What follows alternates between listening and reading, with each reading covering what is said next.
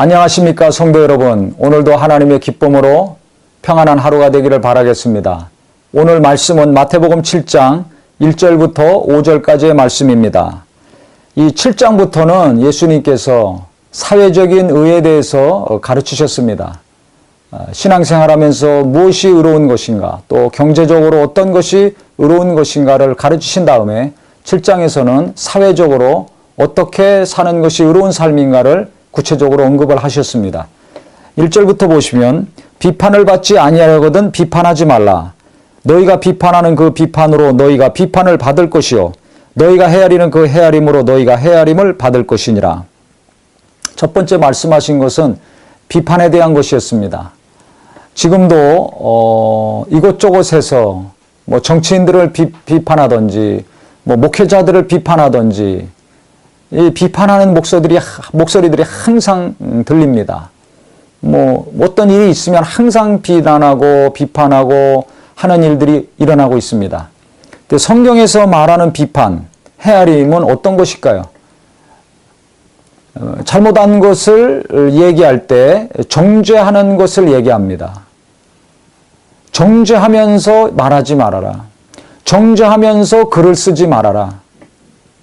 정죄하면서 어떤 일을 하지 말으라는 것입니다. 예수님은 우리를 정죄하지 않으셨습니다.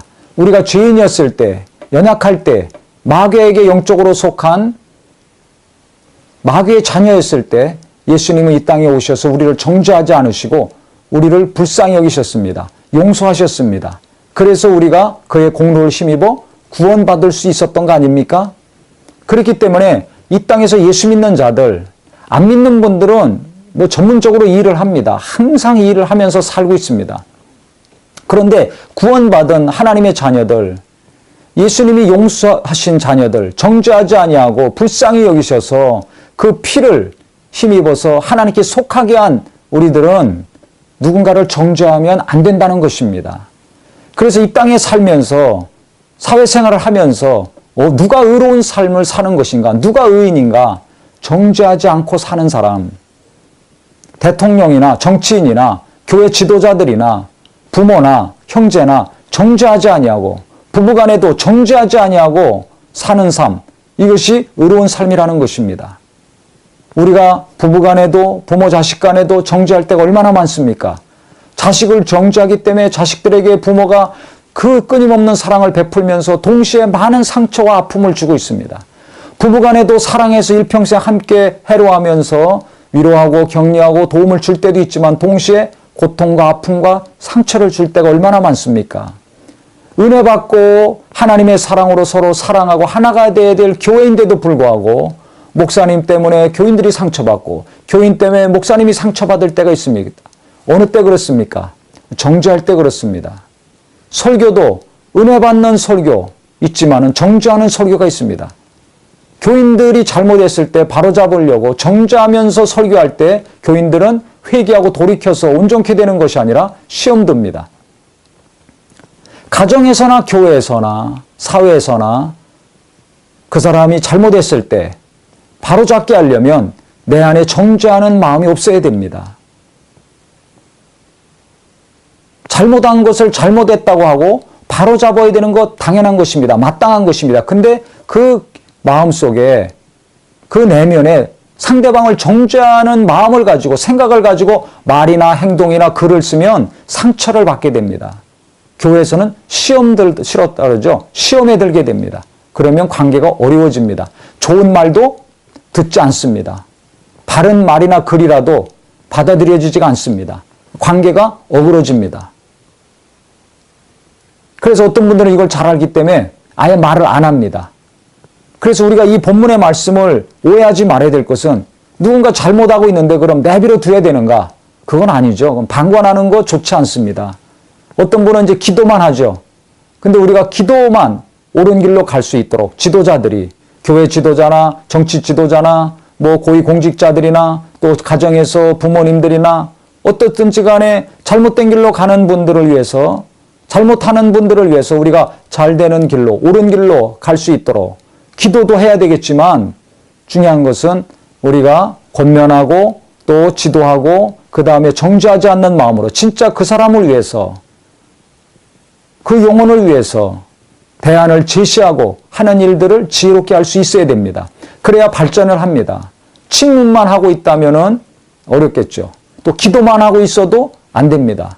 우리가 기도하면서 대안을 제시하고 그 다음에 조언도 하고 격려도 하고 지도하고 또 어린 사람이라면 가르치고 한다면 그들이 달게 듣고 받을 수 있을 것입니다. 만약에 그분들이 그것을 달게 듣지 아니하고 도리어 화를 내고 상처를 받고 분노하고 거부한다면 하나님이 그 다음에 손대실 것입니다. 왜? 그 마음이 교만하기 때문에, 그분의 생각이 교만하기 때문에 그때는 하나님이 손대실 것입니다.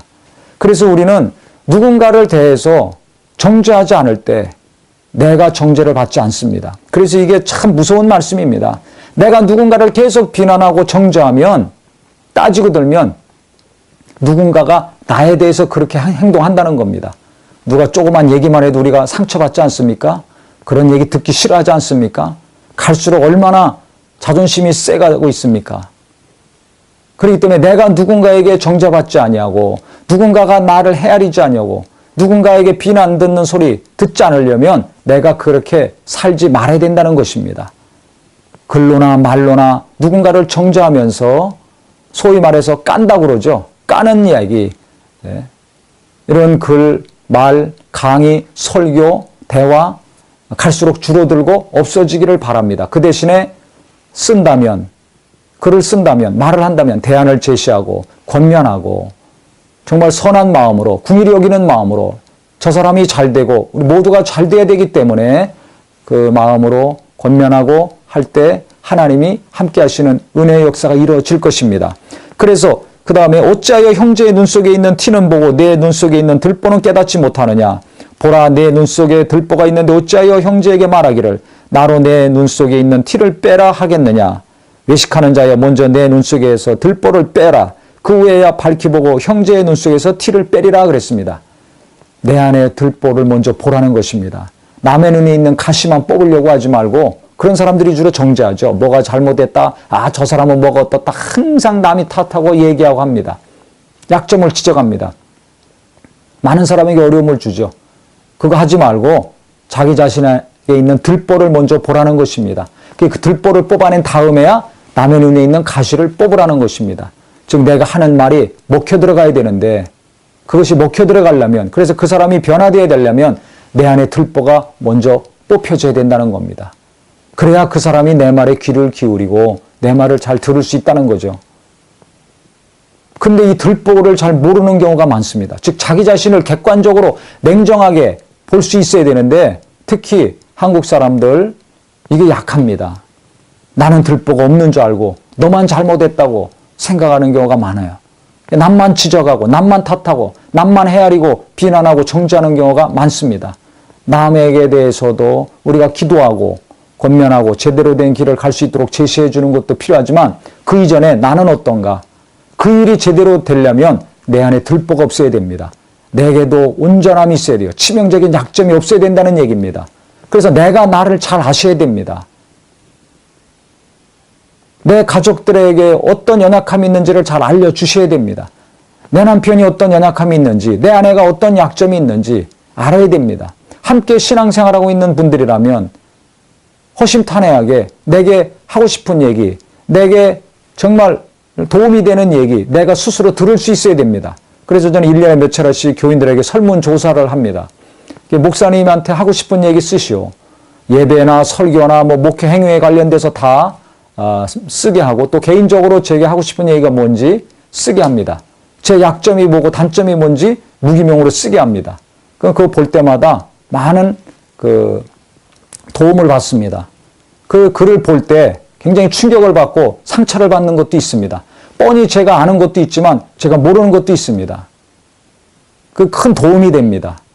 그래서 정말 내가 온전케 되기 원한다면, 내 안에 있는 들보가 계속 뽑혀나가길 원한다면 주변에 있는 분들에게 내가 무엇을 고치면 좋을지, 내 연약함이 무엇인지, 내가 고쳐야 될 게 무엇인지를 겸손하게 듣는 거 중요하다고 생각을 합니다. 그렇다면 지금보다 훨씬 더 발전할 수 있습니다. 그래서 우리 모두가 정말 내 안에 있는 들보가 무엇인지를 알고 이 들보를 먼저 뽑는 기도와 노력과 겸손함이 있으시고 그리하여서 누군가가 잘못했을 때 권면하고 지도하고 가르칠 때 정말 그분도 살고 나도 살고 서로가 잘 되고 그래서 하나님께 영광 돌 수 있는 거룩한 가정과 교회와 이 사회가 될 수 있도록 우리 모두가 노력하는 은혜가 있기를 바라겠습니다.